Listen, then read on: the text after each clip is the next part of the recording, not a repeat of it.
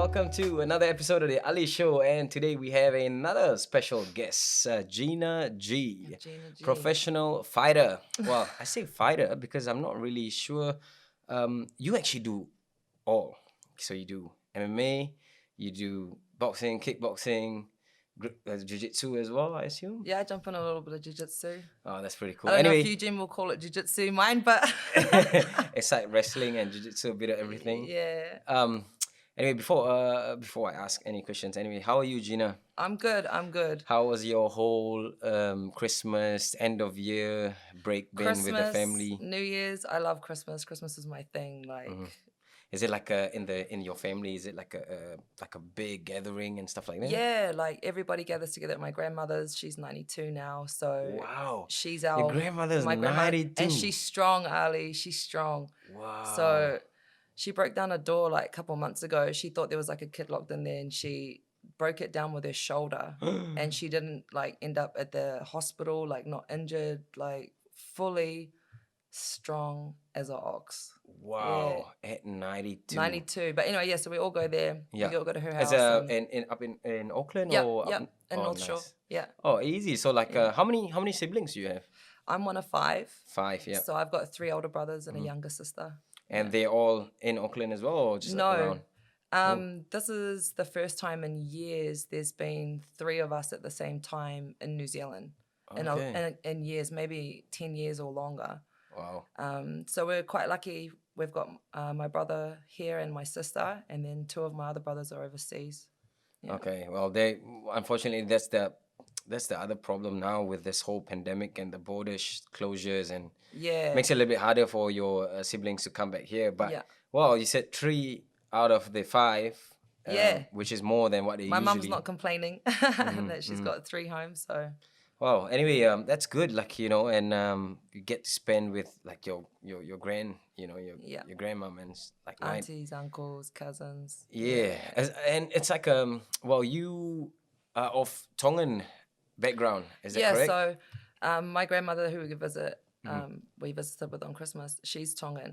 So my mum's Tongan and my dad's Kiwi with a lot of other things, but Yeah.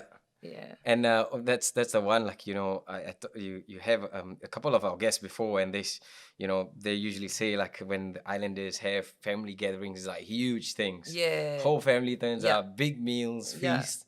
I mean, on Christmas Day, it was a smaller Christmas at my grandmother's because so many of my relatives are overseas now, but she had all of her children there, my grandmother, so all my aunties and uncles were there. Oh. And maybe half of her grandkids and half of her great-grandkids. And there was still, would have been, more than 80 people, surely, yeah. Wow.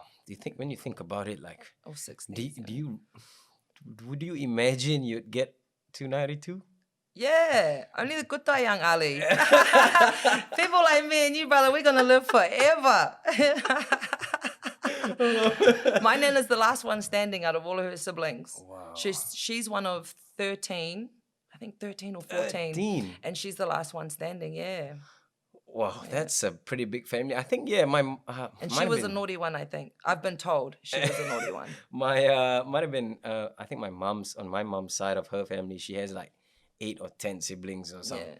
Man, that's great. That's a big number, man. I don't know how people back in the day did it, but like, you look at this day and age, Yeah. it's not easy, man. It's not easy. Anyway, before we drift too far, Gina, for those who might not know who you are, could you give a brief introduction about yourself?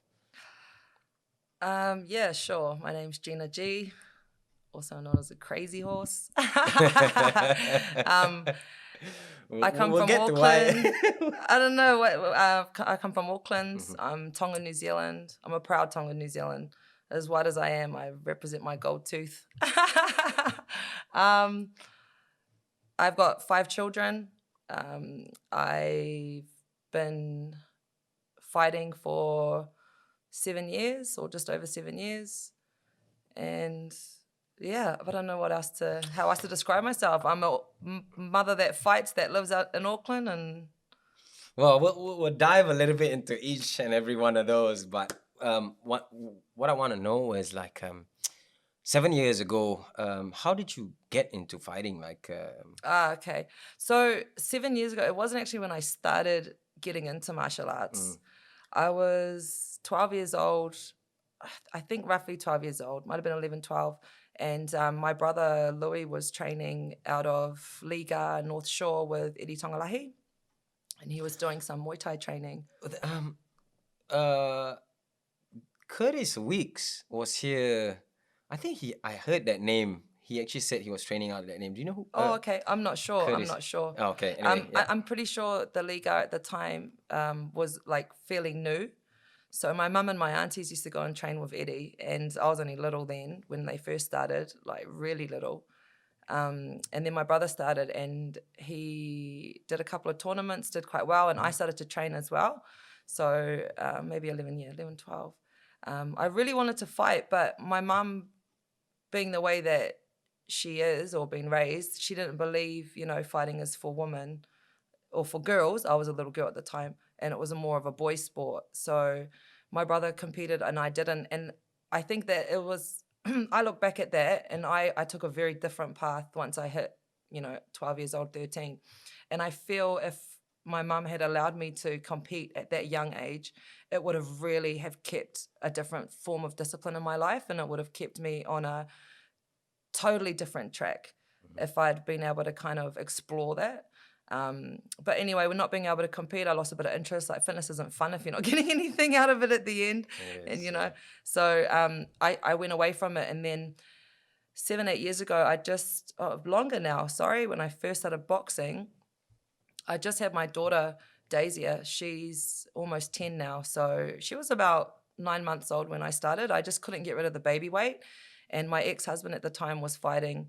And I started to jump into like the women's, boxer size box fit classes. And the coach really liked me. And he was like, oh, have you ever thought about, jumping in and having a go? And I was like, yeah, like, man, I've been fighting since school days. Like, I've always loved a good scrap, or I'm that person standing on the side kind of watching. So I thought it would be kind of cool. And then he called me a few weeks later and said there was a girl that used to be a good boxer, but she hadn't boxed for a while, like had a bit of a break, and wanted some sparring, and was asking if I was keen to jump in. And I did. I jumped in with this girl, and I thought, wow, she's, amazing. This woman, like, out here, like, boxing around. But I did really good against her. When I left, I was like, man, if this girl's like been boxing for more than a minute, and I was holding my own, I was like, I really want to give this a go. So my coach, Russell Finn, at the time, we were training at the PCYC in Inala in Brisbane, Inala PCYC. And he chucked me into a corporate boxing fight against this girl. She'd had 1 or 2 corporates. I'd had none in the ring before. And we drove up from Brisbane to Toowoomba and had my first fight against this girl. And I remember watching her on the pads. And I had my teammate Dee Dee at the time. She was like she'd already won Queensland titles and had represented Australia, and she was pretty up there.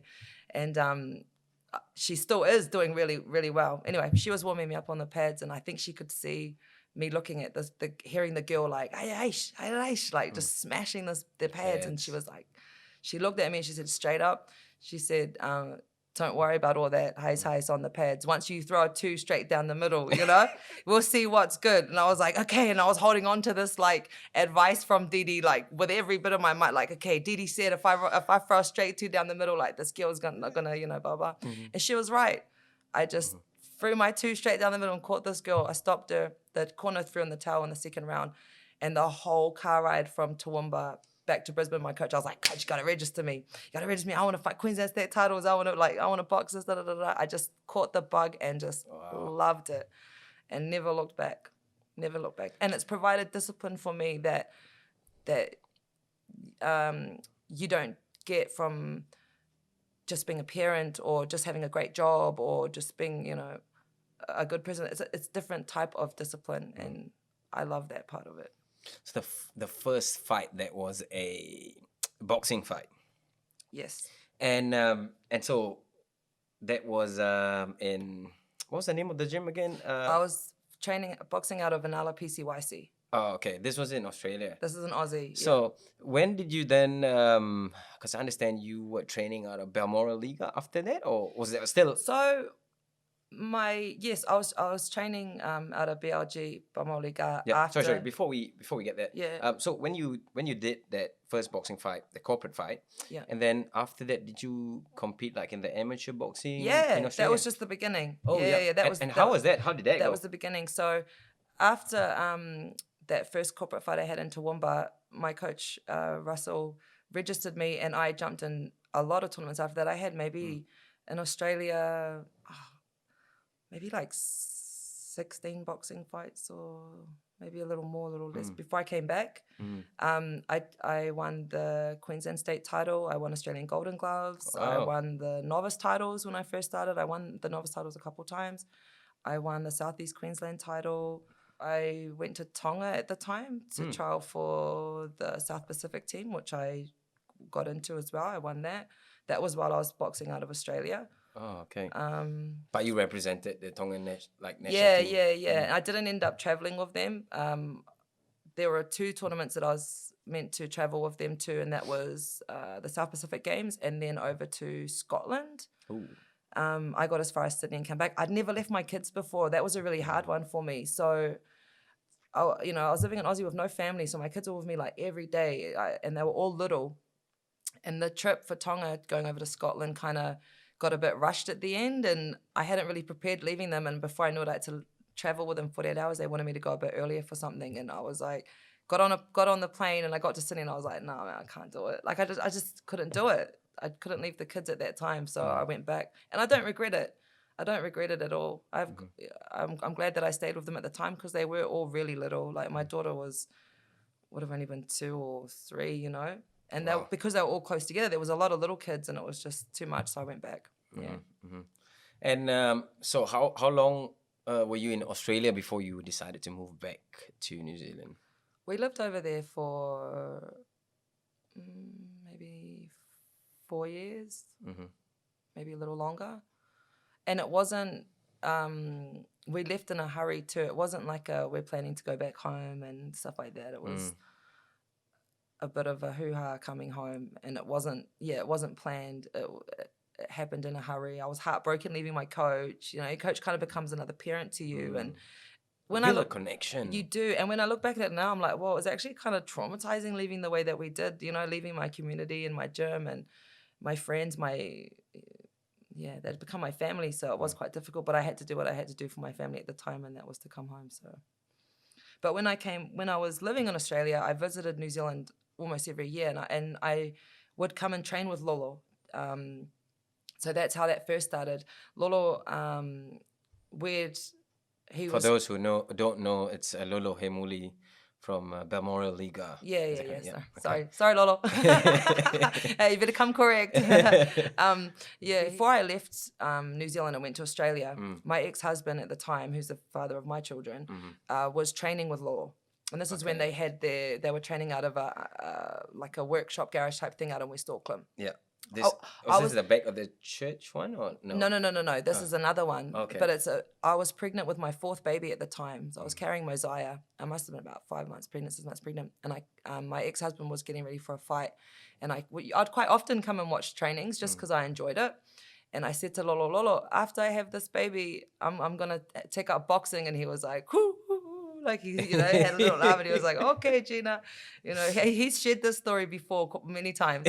And he said, okay, Gina, when you have the baby, you come and see me. And long story short, I had the baby, got pregnant with my 5th baby straight away. Like my 4th kid wasn't even 3 months old, like we're already knocked up. So I didn't have a chance to get back into the training. Then we moved to Australia, and then I started.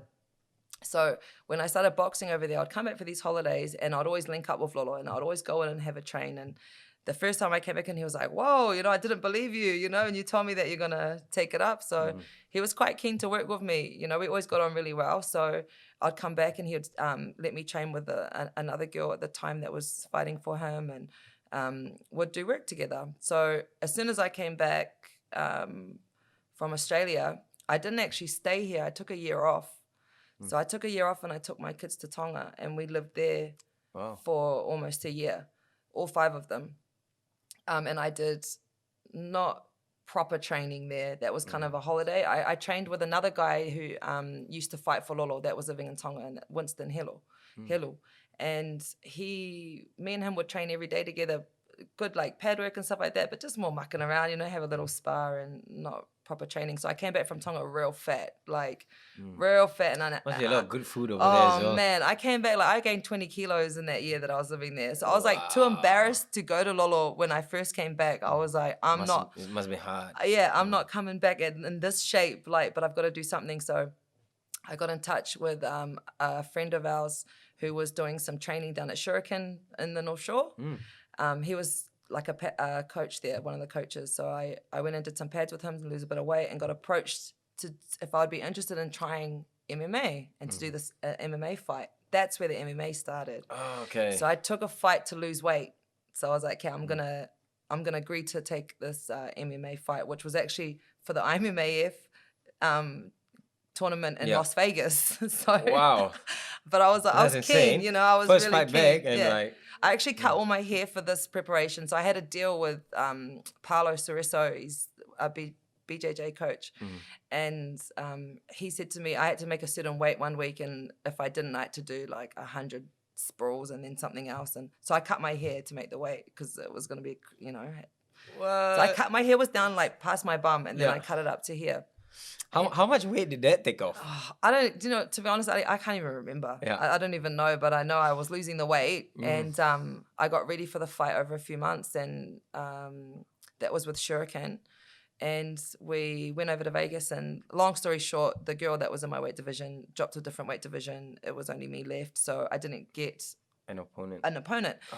But Kiwis, the Kiwis are great. Like, no matter where you are in the world, there's another Kiwi, they're going to look out, And there was I really wish I remembered her name, but I have no idea what her name is. She works on the combat commissions or something over for Nevada, and spoke to Jason Voster, who's the coach for Shuriken, and said, I heard what happened to Gina. She didn't go over here and didn't get an opponent, but there's a kickboxing tournament. It was for the North American Kickboxing Championship or whatever the title. And would she be keen to go in? There's a girl here that doesn't have an opponent in her weight division. I honestly, even though I was preparing for a kickboxing fight, an MMA fight, I hadn't done any kickboxing training, only when I was young at Liga, when I was, 11 years old or something. But they chucked me in. I did great, stopped the girl in the second round, came home with this really cool medal, and had won this North American kickboxing title, which I lost a point for in the first round for not throwing any kicks. My kicks were so rubbish, Ali, honestly. That was like I was kicking a piece of rubbish on the road, like away from my shoe or something. It was just like boom. And then I stopped this girl second round, which is cool because my first boxing fight, same thing. I stopped the girl second round. First kickboxing fight, I stopped the girl second round. So I was like, oh, that's pretty dope. And then after that, I was kind of thinking I should pursue that a little bit and maybe jump in some more kickboxing fights. Then I came back and had met up with Lolo again and started doing my striking with Lolo. So I was still doing MMA training at Shuriken, but I was doing all my striking with Lolo. And eventually I just transitioned fully to training with Lolo. He'd brought in a wrestling coach, Amir, who was amazing from Dilworth. Amir, you the man. He's so dope. Honestly, he's like my Iranian papa. And so I was able to do everything at Balmoral Liga, which was cool, everything under one roof. And I guess that's where it kind of started. I had my first MMA fight for Lolo and my second one. And then it just kept rolling on from there. Well, Balmoral, BRG closed down for a little while. Oh, okay. So me and a few of my fellow BRG brothers moved over here to City Kickboxing, which was a given. I mean, the way that I look at it or I view it, and I'm sure a lot of my fellow fight brothers and sisters do as well, is, your fight family is like your family tree, Lolo was like the father of our gym, and he was unable at the time to do some trainings with us. So we go to the brother gym, which was Doug and Eugene had fought and trained for Lolo. I didn't personally know Eugene at the time, but I knew Doug because Doug used to come into BRG and still do a bit of training with us there. So yeah, I went with the brothers and I came over to City Kickboxing and then started to run amok. I want to ask, during this whole period, during this whole period, you're competing, you're fighting and all that, and you're also a mother. Right. A working mother for the first few years of it too. Yeah. Exactly. And like so you have 5 kids, am I correct? Yes. 5 kids. So how do you manage that, like at that time? How did you do it? Raising 5 kids, being a working mom, being a athlete, a fighter. It comes down to how bad you want it. It really does. Mm-hmm. And what you want to do with it. It's not a game of tennis. It's not a game of netball with the girls. It's sacrifice, So you have to ask yourself as a parent, is the things I'm sacrificing for this, is it going to bring something better for my family? You know what I mean? Mm-hmm. So missing out on, watching kids sports and that 4 trainings, is this training going to put me in a position that I can now be more with my children and provide a better life for my children? Yes, I believe it does. So I'm going to put in the sacrifice and the work for it. So you find a way. You find a way to do it. My children came to heaps of trainings with me when they were little. It's easier now they're older. My son's almost 16. My daughter's almost 15. They're 1 or 2 months shy of being driving. So it's a lot easier to be able to say, hey, I've got a late training tonight, or I've got an early training, dinner's in the microwave. Make sure no one does anything stupid, you know what I mean? And leave.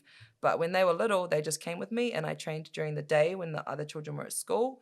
So you have to Kind of juggle. you juggle it, but you make it work because you want it that bad, Hey you, don't forget to subscribe, like, and share this video. What were one of the biggest challenges that you faced, being a mom of 5 kids? The biggest challenge of my life in general, of being a mother, or even before I was a mother, would have been going through a divorce with their father. Was probably the hardest thing as a mother. Yeah, for sure. And this was, you were saying, after the second or the third child? Is that correct? No, Sorry. they're all to the same father, my children. Yeah. So we got divorced 2 years ago. Yeah. So the build up to the divorce was probably the hardest thing of, being a mother. I'm a real strong, you have your family tree, you have mom, you have dad, you raise your children, then you enjoy your grandkids. I'm big on that. So that was quite hard for me, but I still trained through it and still had a couple of fights during that time and still survived with my kids. I didn't triumph as a mother during that time, but it was a very hard time for my family. And I'm, as hard as it was, I'm actually grateful for it in the same breath, because it gave me a set of skills, a new set of tools that I didn't know I had in me. It taught me how to be a better mum in a lot of areas as well after that stuff. So training schedules can be difficult as a mum, because I miss things like, if there's 8 a.m. trainings, I miss seeing my kids walk off to school, little things like that, which is difficult for me. Like, it's a bit more of a rush. And being in a fight camp where it might be like one of my kids' birthdays, or this is like a good one. For example, my oldest boy often plays in footy tournaments, and I often miss them because I've got sparring here on a Saturday or something, or I don't have time to travel where the tournament is and come back in time for my next training. So that's probably the hardest thing, being a mum and trying to be an athlete as well, or build a career through this, is juggling my kids' sports and my sport is really difficult. Work in that's not so much. You just get onto a routine, you plan work around your children and your training, but juggling 5 kids and their after school activities and then my trainings is probably the hardest thing I have to do. But I've got heaps of help though. Their dad's really good. My mum's really good. My cousins, they all play sports in the same team, so they kind of all jump in with their auntie and carpool. But it doesn't mean I don't miss out. You know what I mean? So they're still okay getting there, but I miss out on enjoying watching them play. So it's probably the hardest. Has any of your kids actually talked to you about this or voiced out their? Yeah, a lot. We talk about it a lot. My oldest son is getting more of an understanding for it. Of why I can't be there. But like I said before, it's not a hobby for me. This is something I'm trying to build into a career that can provide for me and my kids. That's what I'm aiming for. I don't just jump in and train the way that I do to have fun and because I like fighting, you know. I actually want to build something up for my family. So there's sacrifices that me and my children make, but we talk about it, we speak about it. I try and hear where they're coming from or how they feel about it. If one of them's upset I can't attend something, or my son had a kapa haka performance a few weeks back, and I had something on. Oh, this is before school finished in there, but I had a training that I needed to attend as well. So it was one of those, I'm not going to make it back with traffic, you know. And I just remind him that, remember, when I go and I put time in at the gym, it's sacrifices that we're making to build something bigger, you know. It's only for a short time. It's not for a long time. So I don't know if that answers your question, but it is. Well, I think that answers it pretty well. You know, on that topic of working and what we talked about off camera as well, on the topic of working and like being a fighter, because some, you know, you have some, maybe some of the younger generation that come up now and they want to just train full time Yeah. and not work Yeah.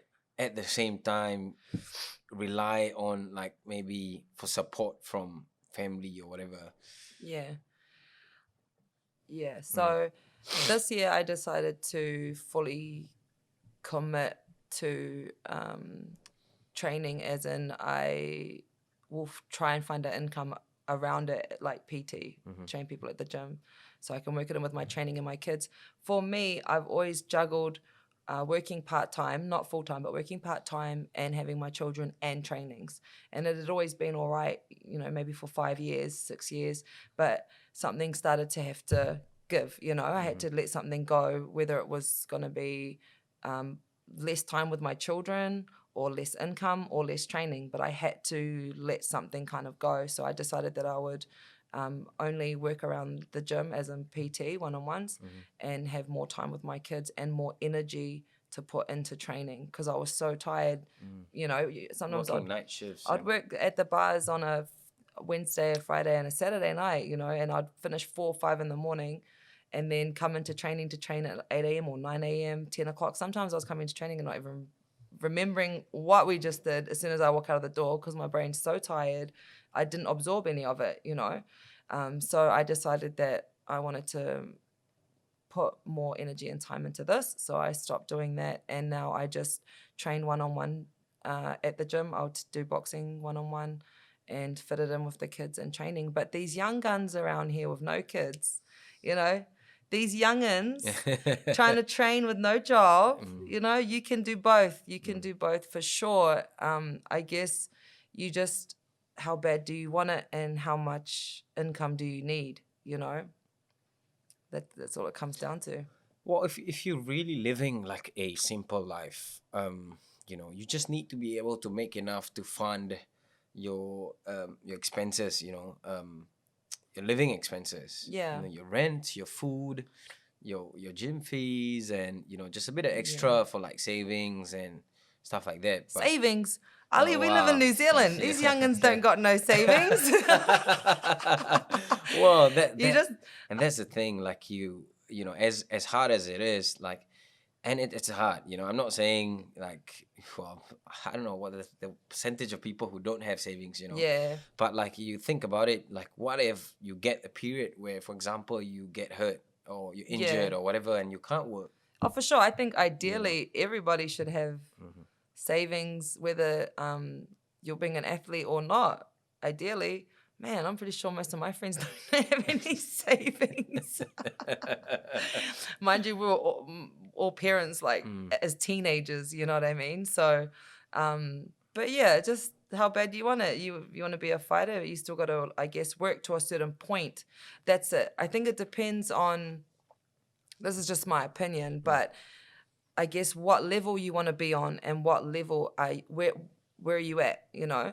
If you're trying to become a champion, but you've been fighting for 2 years, you've put in 2 years work into this, maybe don't quit your job just yet. You know what I mean? Maybe keep your income and keep building this foundation here of training. And, you know, once you've had a few fights and had some good talks with your coach, and you realize maybe you can build something from here and provide an income from this, then I guess you can you reassess, you know, how much do you need your job? How much money do you need to earn a week? Am I going to put everything into training?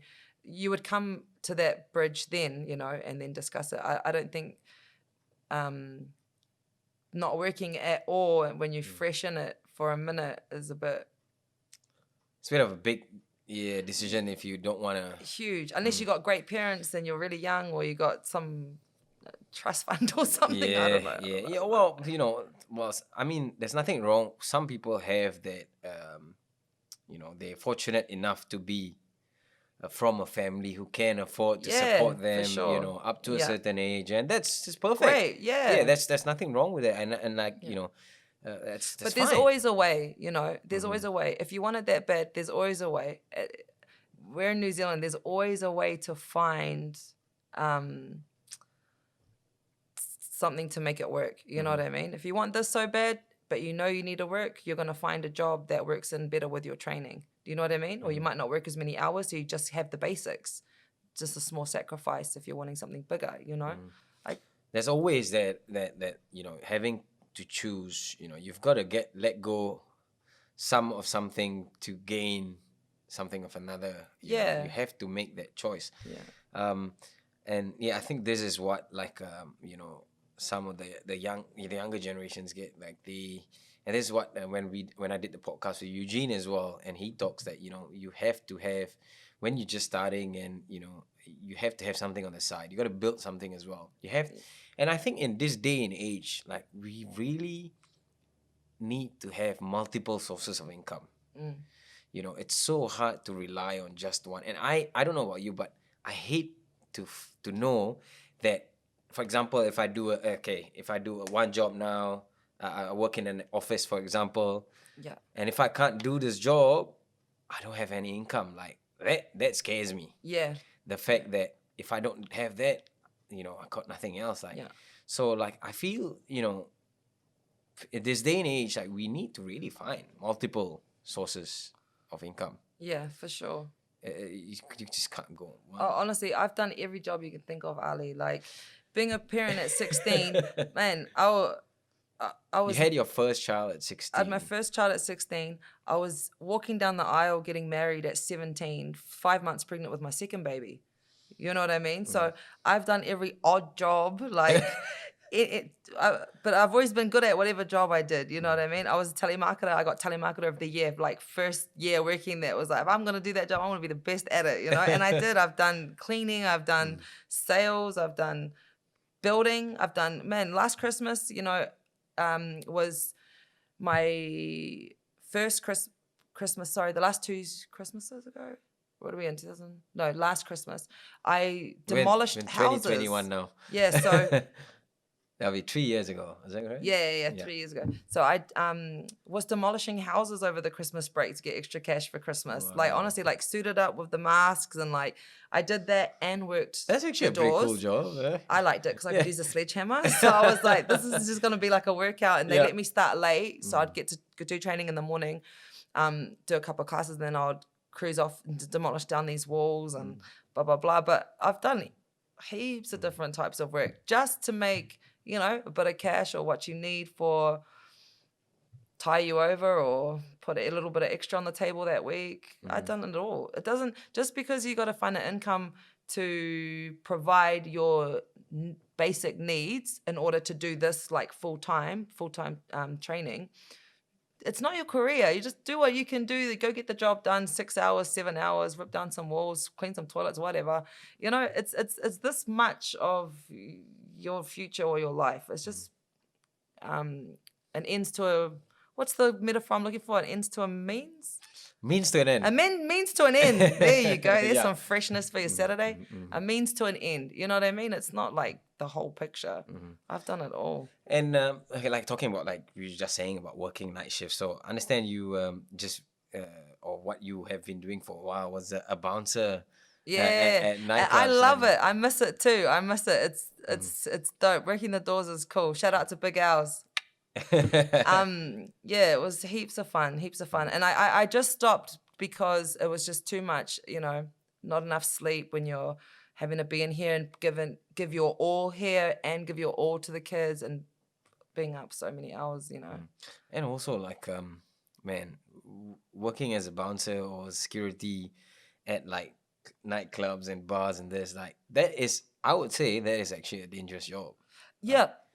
I did work at some nice places, and I worked at some that were a little bit more ghetto, but it's the naughty in me likes being in the rougher bars, I think. But tell us, man. Tell us some crazy stories, Gina. What's some Oh, crazy okay. stories? Oh, right. This was maybe my first or second shift on the doors, maybe a couple of years ago. And Billy, shout out to Billy, the doco, putting me on. It was my first shift, and this guy was like mucking around. I can't remember what he was doing. He was, that's right. He was wanting to DJ. So he was like, oh, I just got the stories mixed up. Wait, this was not my first shift, but I was new. This was only I'd only been here a few weeks. This is another one. And the owner was calling me over to the bar. There was a guy behind the bar. He wouldn't get out. So the owner was saying come and grab him, come and grab him. So I walked over and I was like, hey man, the owner wants you to come out onto the other side of the bar. He's on the bartender side. He's on the bartender side. What is he doing on the bartender side? Okay, so this guy was big too. This guy was quite big. He was skinny, but he was quite tall. Because I remember when I was talking to him, I had to kind of look up, And I was like, I always approach, friendly and kind. Respectfully, yeah. 9 times out of 10, that's all it takes. If you just approach correctly, they usually are like, oh, okay, I'm sorry, and they'll come out and listen. But this guy was not having it. So I was like, excuse me, sir, you need to come onto the other side of the bar and we need to go outside. And he was like, no, I want to DJ. And I was like, you can't DJ, brother. You can't DJ tonight. But because he was so wasted, I was saying to him, come in tomorrow. All good, come tomorrow and we'll have a chat about it, Just trying to get him out. And de-escalate. Yeah. But I was eyeing up his wrist the whole time. And then he kept going. And the owner looked at me again. I was like, right, mate, you got to go. So I went to go and gently just hold on to his arm, to his wrist, to pull him out to the other side. And he was like, boom, kind of flicked his hand aggressively towards me. Yeah. So I did this arm jag. Thank you, Steve Oliver. You taught me this when I started working the doors. I did this arm jag. And straight away, I did it boom. Dragged him out, kicked the back of his leg, and just chucked a seatbelt and then a choke. Put this choke on him, and I started dragging him outside. He was quite a bit taller. So I'm dragging him out. Got him to the stairs, dragged him down the stairs like this. Because I was boom, boom, boom. And then I placed him onto the footpath, and the boss came out and he was like, hey, to me. And I'm like, hey, I thought I did a great job. You know what I mean? I secured the guy, locked him up, choked him, dragged him out. And then they came out and said to me, no, you can't do that. You have to leave them at the bar door. As soon as you take them across the street. So this is when I learned this rule. Okay. When you take them out, you can't take the people across the road, because now it's not a bar job. It's I've just taken you out to the street. So I was like, makes sense. Okay. So that night I learned you got to take them out, drop them off at the door. You don't know how to take them across the road. So, and they fall asleep very quickly if they've had something to drink. So you have to be really careful. And now I'm pretty sure you're not allowed to do that. I'm pretty sure. Yeah. So I think it's dangerous, but at the same time, you're dealing with a drunk person. This is not Well, he got aggressive with me as well. So the way that he kind of went like that to me is I guess when you train every day, your reactions is just a little bit quicker. You know what I mean? So, and I'm a female, so the guys never expect. I've been able to drag a few out, and I think it's the element of surprise. It's just the element of surprise. They do not expect a female to pick them up or drag them out. It just a bit disrespectful, but but that's the thing. When you're dealing with somebody who's intoxicated and you never know what and to I always expect. give 3 chances. So I approach nicely, and I try and communicate with them and get them to listen 3 times. It's always 3 times. I think the latest interesting one was a video someone shared of David, Izzy's brother, who was working on the doors somewhere, Oh, And really? like, yeah, I don't know if you've seen it, but I might show you later. But there's a young kid, like a teenager, whatever, and his dad. Both were, I think they were quite drunk or whatever, and I think they might have done some stupid shit, whatever. They Yeah. got them kicked out in the first place. Yeah. And so obviously now you're kicked out outside of the venue, Yeah, you're and out. like you're standing out the front, and like you know going off at the security, and like it's not his fault, man. Like, you know what I mean? Oh, You yeah. probably would have done some stupid shit that got you kicked out in the first place. And now you're going off at this guy who's just doing his job, man. Yeah. And trying to be as respectful as he can to you. And you're going off shouting in his face. Like, what do I've seen some stuff. Mm. And people do. I mean, like you said, we're only doing our job. Mhm. And all the security that I've worked with at the nightclubs, they always approach first respectfully. We always ask, or ask you to come outside or to stop doing whatever it is you're doing, or we'll warn you a couple of times about whatever it is you've done. But yeah, people, they give bouncers a hard time if they get kicked out. Yeah. Yeah. One of the other ones, one of the questions I wanted to ask was this was actually a question from Eugene. So let's get to this question. There was a particular time where there was a guy who came for one of the training sessions here, and he actually asked Eugene, "Is that Gina?" And so Eugene said yes, and he told Eugene some stories. Anyway, I want to hear your side of the story of what actually happened. So apparently, it was the scooter story. Oh, this one. So I was like, what one are you going to come up with? Yeah. Jesse's scooter. Yeah, Jesse. I'm sorry, Jesse, my man. Listen, we were kids back then, brother, you know? Yeah, back in the day. Back in the days, brother. So what happened there, Gina? Tell us. At the time, I was because I went to a few high schools, Ali. And at the time, I was at Long Bay College. And what was the, if I may ask, what was the reason for you moving around school? Was it as a relocation or? No, Ali, I was an asshole. Like, honestly, 9 times out of 10, it was fighting. I was always just, I had some problems at school. Yeah. School wasn't my thing. So 2 years old, I was in a kindergarten in Browns Bay, and I climbed up the treehouse and jumped over the fence and just walked home. Like, not even 3 years old. I just walked home. What? My mum was like, what the heck? No one called the police. Like, this 2-year-old walking around. It wasn't far though. Like, the kindergarten was on the side of a field. We lived at the back. So I've just, school and kindies and that never really worked for me. But Jesse, I was at Long Bay, and he was older than me though. So I would have been like, I don't know the years, what they call it now, but I was 3rd form. And he was like maybe 4th form or 5th form. So I was around 13. And there wasn't many Tongans at our school, like at Long Bay. There was just a small little group of Tongans, but we all kind of hung out. And the only girls was me and my cousin Sam. And anyway, we were at Browns Bay Beach. Yeah, I think it was Browns Bay Beach. And I told him, hey, bro, let me, oh no, we're at school. We're at Long Bay. And I told him, let me have a go on your nifty 50. You know, those little scooters you sit down on? And he was like, nah, you're going to keep it. And I was like, come on, bro, like, let me have a go. And he was like, okay. So this was at Long Bay. I jumped on it and I gapped it. Like, I took off on the road, like no shoes, no helmet. And I'm like, yeah, thinking I'm the man, like cruising, like beeping past my friends' houses, like, beep, beep, beep. And I get all the way to Browns Bay Beach, which is like a couple of bays over. And I'm just like cruising with all my mates, like a couple of the other boys on the back and maybe 3 of us on the scooter, and poor Jesse.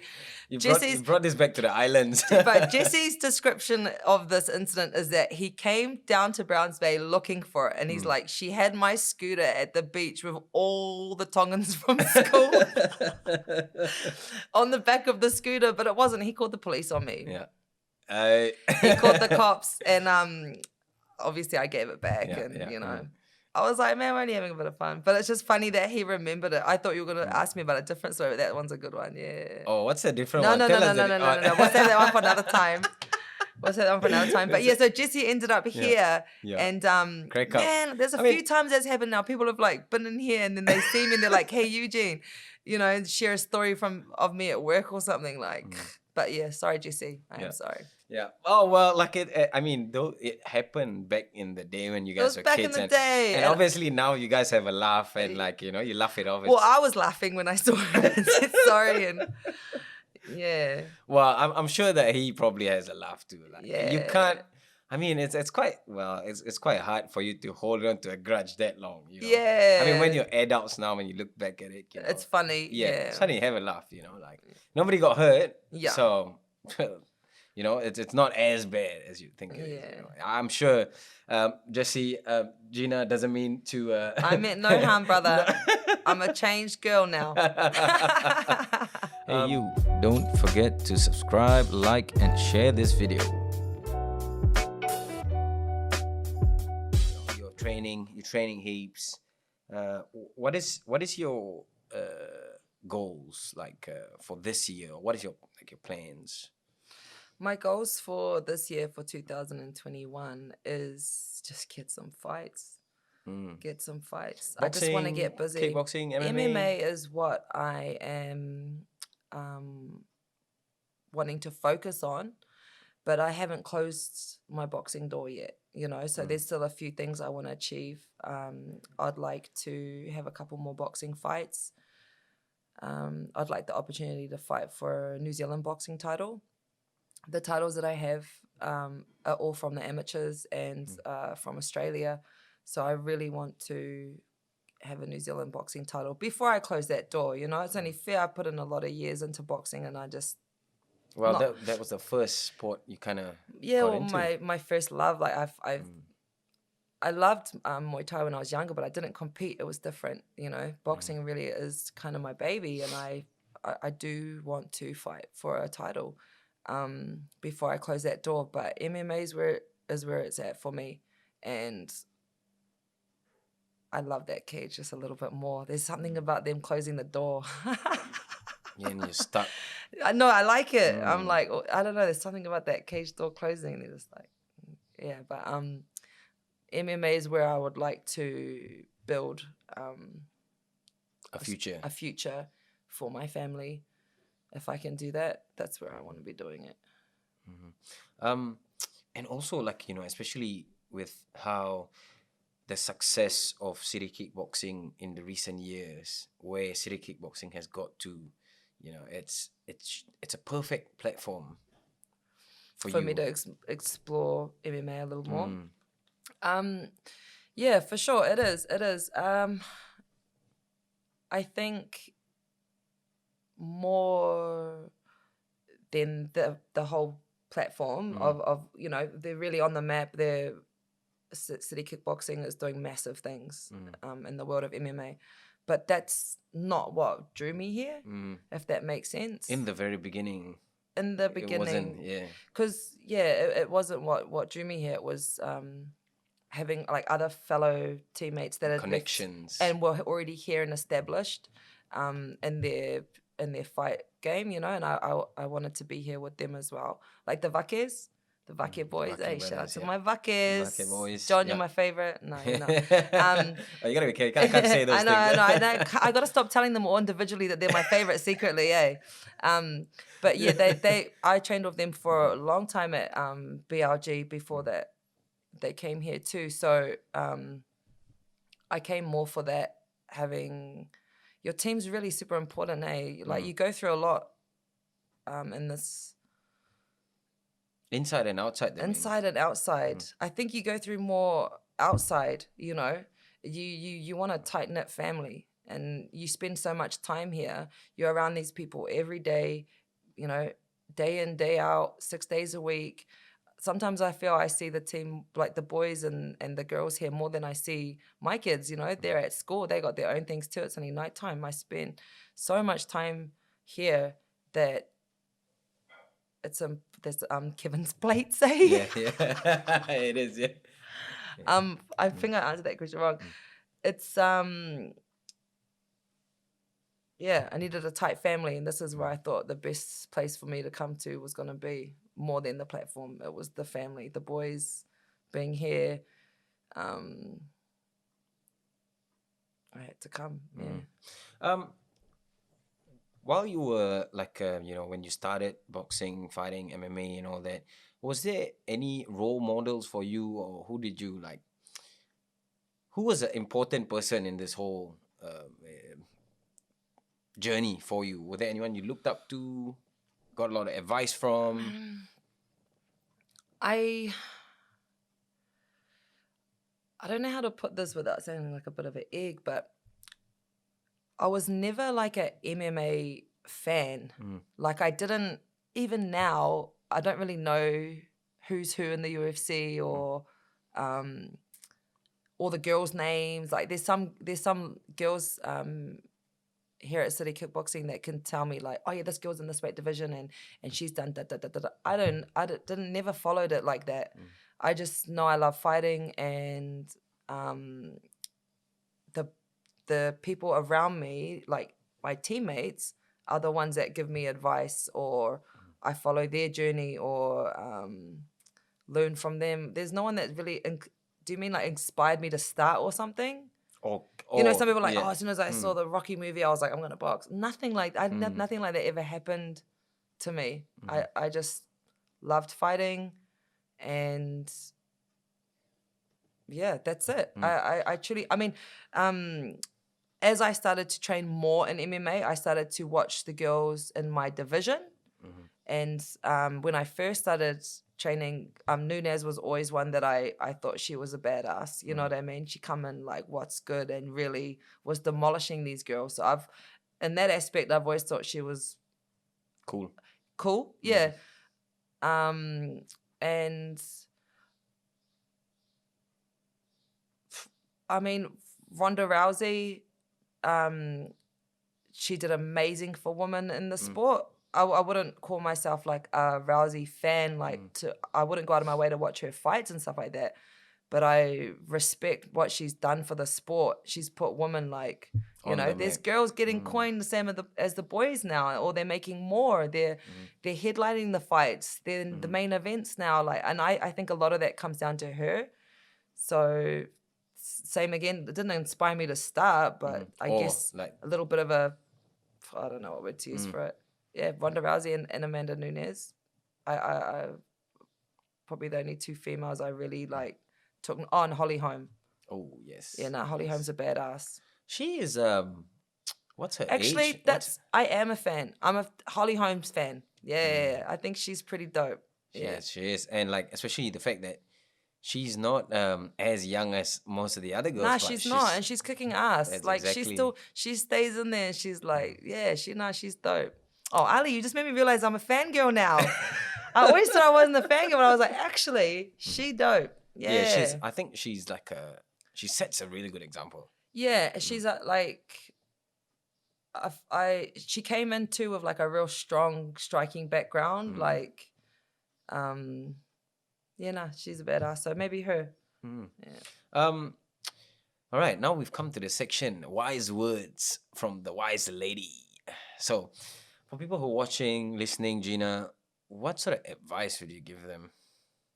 Just can be anything. Like, if it wants to be like with anything to do with fighting, outside life. Ali, I can't even read and write English properly. You want me to give some wide words, brother? Listen to the bouncers when you go to nightclubs. Okay. Wise words. But okay, and just life in general? General, like life. Based on your experiences, what is like, if you could give someone or anyone an advice, what you've went through, what would it be? Of what I've gone through. A word of advice from Gina Gee is don't start a family too late in life. Don't start a family too late in life. You can always do stuff and you can always get stuff done. But a family tree that's what we're here for. You know what I mean?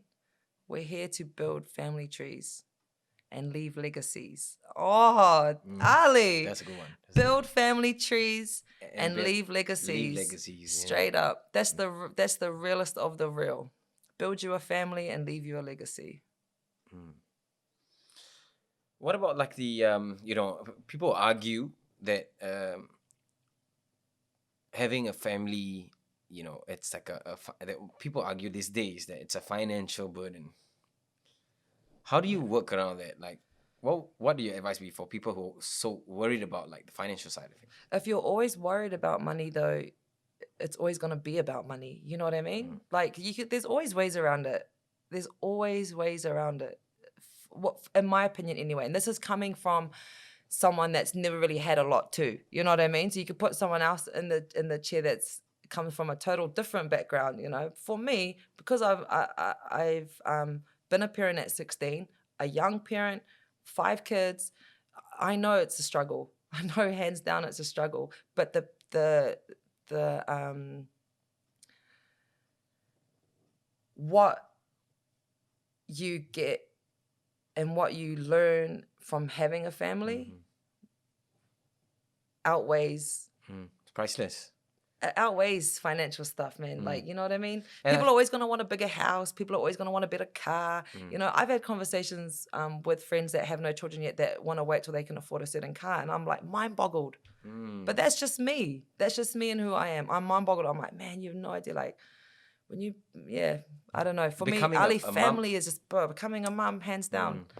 Best blessing I could have ever experienced.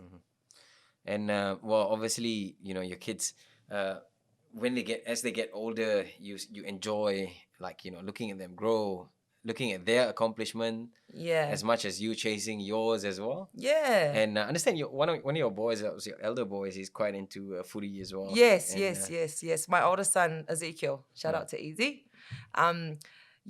Something really special for our family is my son has worked really hard and has been able to get a scholarship into St. Kitts next year. Wow. So I'm really excited to watch his journey and watch him grow and help prepare him for things ahead. So do you think that in a lot of ways, like when your kids look at you working hard, chasing and achieving this stuff that you're doing, you're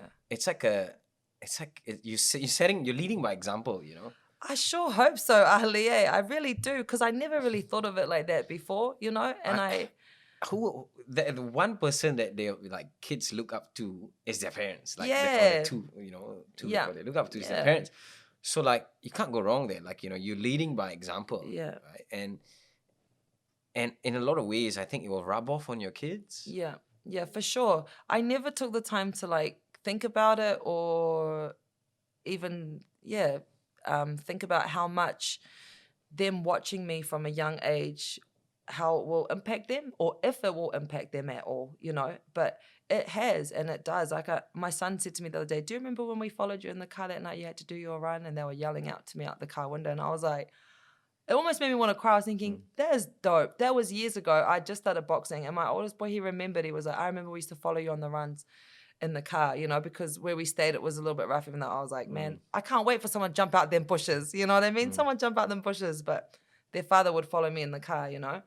And he remembered that. And that was special to me that he brought that up to me, you know, that it made me realize, wow, it does impact them, you know, because he goes for his runs. He worked really hard before he got his scholarship. He's always aware of his fitness. He's always like, Mom, you know, I got to do a bit more of short runs and long runs and blah, blah, blah. Like, you know, he takes time to really think about his training. And I talk about mine with him all the time. And I'm grateful that now I can see, oh, wow, it does impact them. You know what I mean? Because we're so busy, I never thought about it before. It's crazy. Like the stories that he's going to have, you know, for the next future generations. This is exactly what we're doing now, what you're talking about, you just said. These are like the stories that he's going to bring to his kids. Yeah. You know?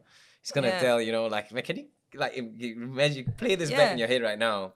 You know, years down the road, he's going to be telling his kids these stories. I know. How his mom was training and like, man. He'll have some pretty dope stories, you know, for sure. We've got some crazy ones. Crazy. If any of your kids wanted to like pick up fighting or, you know. They will, and a couple of them do. They do? Yeah, Ali. And my baby girl will come over here, give you a good +3 too. My baby girl is good. Did they like voice it out to you? Yeah, they do. What did it? How was your first reaction to that? My youngest daughter really wants to kickbox. Like, how old is she really now? Bad, and she wants to wrestle. She's 9, so we do a little bit of pads at home, and another really good friend of mine, Shout out to Audrey, my French fry. She does a little bit of pads with Daisy sometimes too. She's a really good kickboxer. Mhm. So Daisy will be an up and comer for sure. I just don't want to.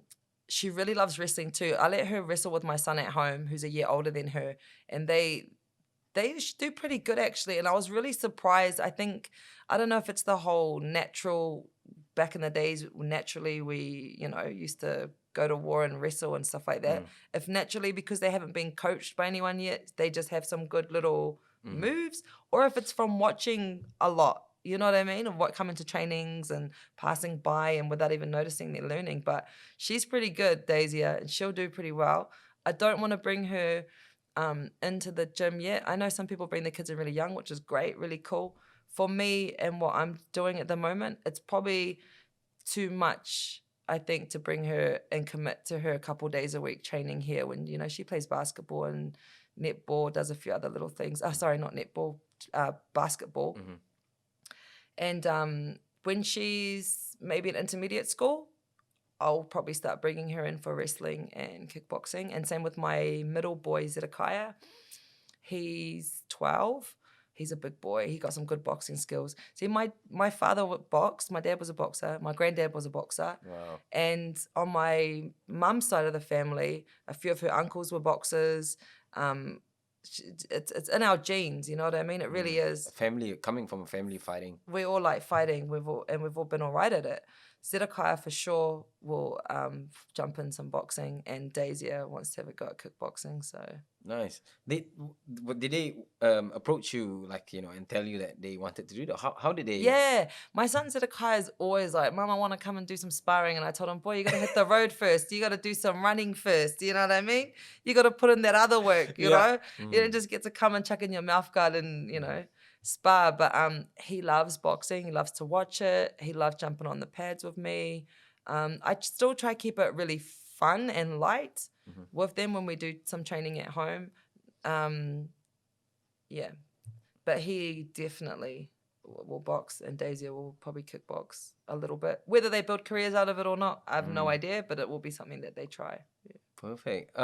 Anyway, before we go, we can pretty much wrap it up there. But Gina, do you have any shout outs or any mentions to anybody or anyone you'd say message to, anything like that? Oh, yes. Is there a few? Getting a list out now. Nah. Shoot, I don't know. Who do you shout out to? Whoever, anybody who's might have helped you in your journey or and whatever, or sponsors, or usually that's what I'll just do a quick shout out to my kids, Ezekiel, Kazia, Z-Boy, Momo, and Daisya. Yeah. And a thanks to Eugene for chucking me in the hot seat. Oh, yes. He actually put you on, and it was actually in his podcast at the end of it. He said, that Gina has to be on the podcast. So special recommendation there. We had to get you on, and But anyway, Gina, it's been awesome. Thank you so much for your time. You're welcome. Coming doing the podcast with us. I appreciate you just sharing details of your life stories, your whole journey, and up to where you are today. Yeah. And it's I think for me, honestly, I feel that it's super necessary, the story that you sharing your personal story. Yeah. And just to moms out there, single moms, people who are experiencing because I feel like not everybody can go through something like that.